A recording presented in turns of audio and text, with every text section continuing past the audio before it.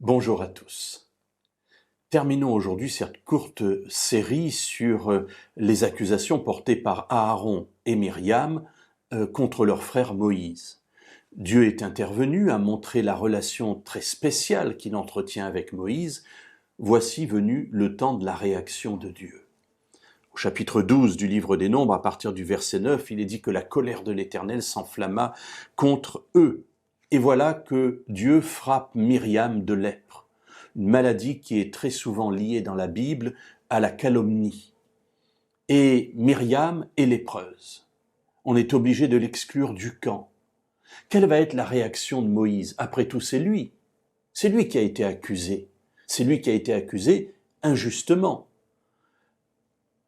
Moïse se tourne vers Dieu. Lisons cela, si vous le voulez bien, au verset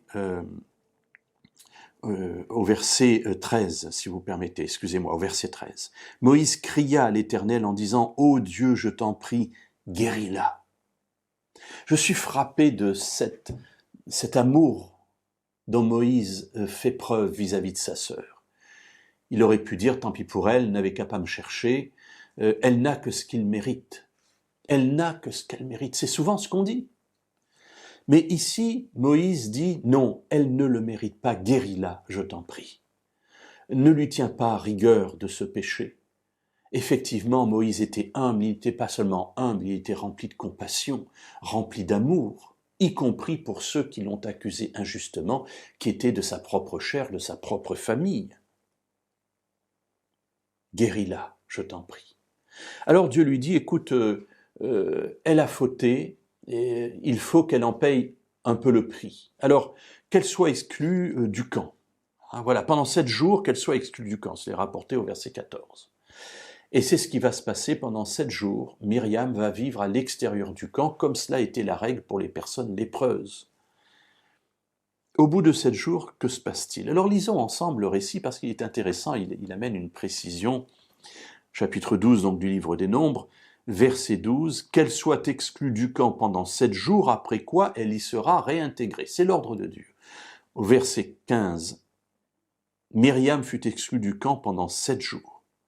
Et le peuple ne partit pas jusqu'à ce que Myriam y ait été réintégrée. » Je trouve très beau cette phrase parce qu'elle montre aussi que cet amour dont que Moïse a vis-à-vis de sa sœur, j'allais dire, va transpirer sur le peuple. Le peuple aurait pu dire, lui c'est pareil, tant pis, c'est son problème. Nous, on a besoin d'avancer, on va jusqu'au but. Le but, c'est la terre de Canaan, on a assez perdu de temps avec cette histoire. Pas du tout. Ok, on va attendre.